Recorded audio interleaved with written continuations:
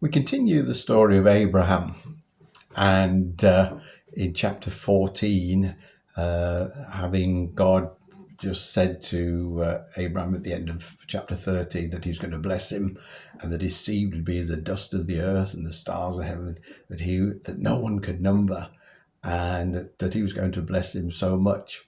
And then towards the end of 14, chapter 14, verses 18 to 20, we read these words. Then Melchizedek, king of Salem, brought out bread and wine. He was the priest of God Most High. And he blessed him, that's Abram, and said, Blessed be Abram of God Most High, possessor of heaven and earth. And blessed be God Most High, who has delivered your enemies into your hand. And he gave him, that's Abraham, a tithe of all he had. And this is, I think, one of the most interesting parts of the story of Abraham when we meet Melchizedek. And to find out a bit more about Melchizedek, we'll look into the New Testament, into Hebrews chapter 6. In fact, the very last verse of chapter 6, verse 20. And then we're going to chapter 7, verses 1 to 4. And this is what we read again.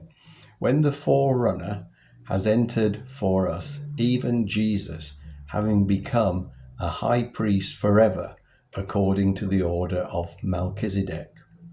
Into chapter 7, for this Melchizedek, king of Salem. Now, Salem is where we get to the word Jerusalem, Salem, from.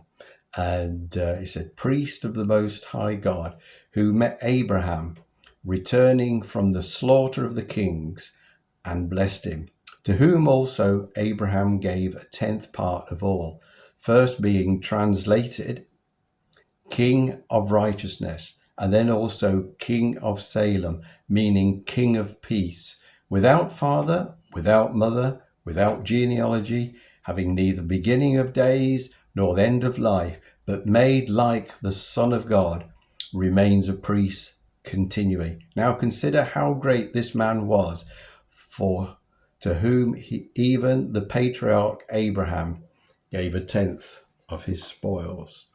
And so there's a link between Abraham having had a battle with all his enemies and then coming into and meeting Melchizedek. And Melchizedek brought out bread and wine. Now, I believe this is a link, as all these things are, to our Lord Jesus Christ.